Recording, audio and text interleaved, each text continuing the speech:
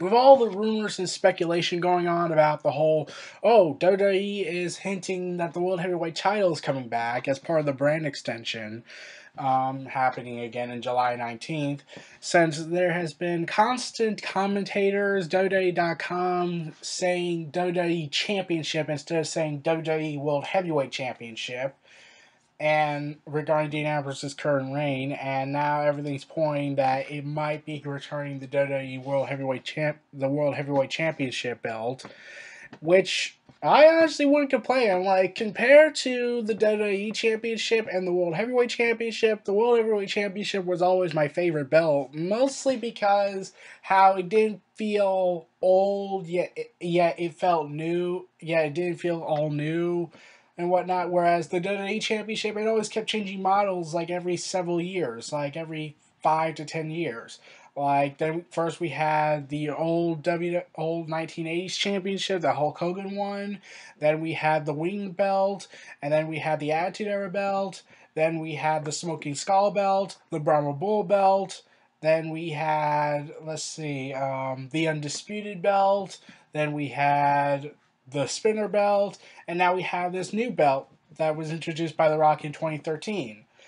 And whereas the World Heavyweight Championship, it's always only like changed once, though that's because there was a good reason behind it, because the whole dispute with Ric Flair and WCW at the time, and they had to change it. And then when they brought it back, it became the International Championship and merged with the World Heavyweight Championship, and the World Heavyweight Championship stayed. And like it only had minimal design changes. Like, okay, they would change the leather, they would change the padding, and they would add the logo of the company on top of it because WWE likes to cement that this is their belt now. But that was mostly minimal changes to it, not really big major changes like they did with the WWE Championship. And I always loved that it rarely ever changed because it didn't feel old, but it didn't feel new either. It just felt right, like it was a timeless belt. And especially since that belt predates to over 100 years of wrestling, over thousands of wrestlers can, like probably hundreds, maybe thousands, have held that championship, and all of them have earned respective legendary careers. Most of them.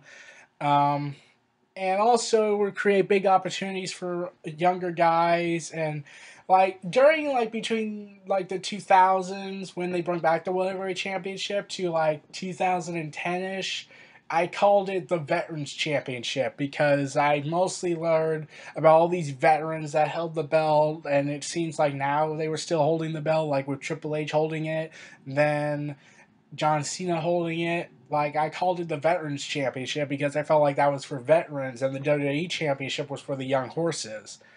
So I always felt like that was the system. Like, oh, the World Heavyweight belts for the older guys, and the WWE Championships for the younger guys. And then they flipped it back in like 2010 or 2009 when CM Punk cashed in.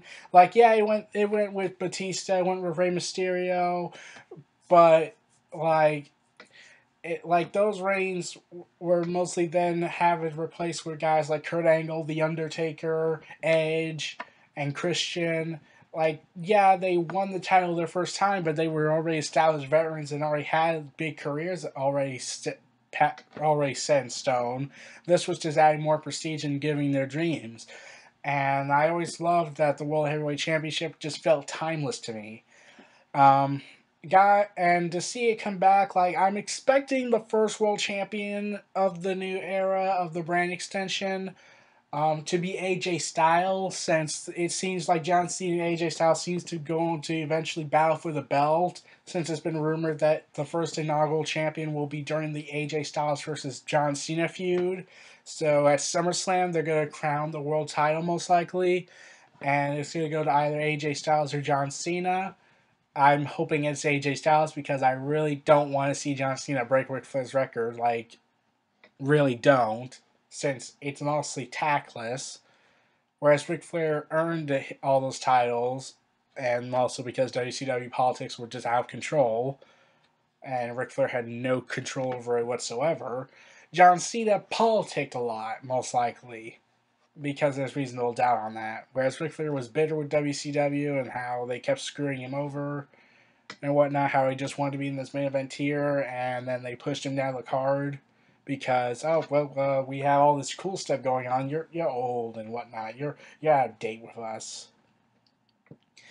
So seeing the world title again, it would open the door for guys like Cesaro, Bray Wyatt, Rusev, the younger guys like Apollo Crews. Like it could like be a stepping stone before they get to the WWE Championship, which WWE will always place as importance.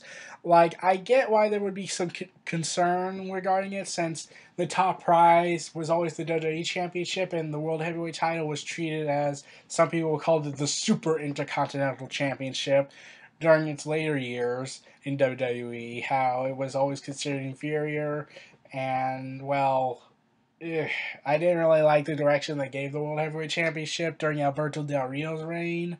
It just felt like, oh yeah, he's the big gold belt guy. Um, okay, moving on. It's not really the same as the WWE Championship. Like that's our belt, and I don't really get why WWE hates the big gold belt, because like they seem to respect it, but at the same time they don't like it. Um, because it seems like to the WWE, the WWE Championship takes more importance than the big gold belt, and I can understand why, because that's their creation, whereas the World Heavyweight Championship, it was the NWA's creation, then WCW's creation, and finally WWE's creation. So it was a hand me down to them. But it should be considered with legacy and importance, since it was really much a big hand-me-down from generation to company to organization to wrestler, from different eras, different styles, different backgrounds, and only a few wrestlers got to be timeless with it, like Ric Flair, Ricky the Dragon Steamboat, like those guys, and then Hulk Hogan, as much as I don't want to say that. And like I would pay to see the World Heavyweight Championship come back. I like the big title, that the title thing I got from WWEshop.com was actually the big gold belt of WCW, because it did have that logo on top of it. It was just like, it seems like WWE's just stamping like this is property of WWE, whereas WCW just didn't have a logo whatsoever on it to signify, oh, it's the championship, it's the ultimate championship, it's the championship. Whereas WWE, they like to put a logo saying, this is our championship, huh? This is our championship. So I felt like they gave more respect to the WCW belt, because it felt like it wasn't just a WCW championship, it was more like the championship of yesteryear and today. And well, it seems like signs are pointing that AJ Styles might be the first guy to hold the new World Heavyweight Championship. I'm really hoping for that, though. Don't be surprised if John Cena wins it, because Hulk Hogan attitude was born. However, there are concerns like the mid card titles being missed opportunities, though if they were to not bring a world title to the second brand, then it would feel like, oh, why should I watch this? They don't even have their own world title. Why should I watch that? I'll just go watch the world title on Raw.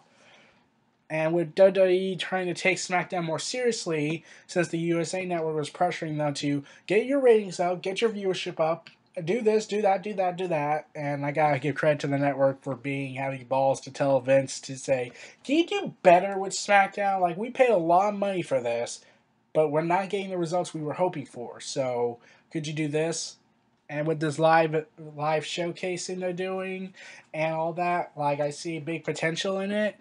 And I really hope to see the World Heavyweight Championship go to more younger guys. Like, there's not really that much veterans left or being used as much on WWE programming, and plus to see two world titles going for the younger guys who will later become veterans of the business, and then ultimately one of them be the veterans champion again and the Young Bucks champion again, and then to see another unification match, though hopefully would be more suitable instead of just John Cena versus Randy Orton 200 or 1,655.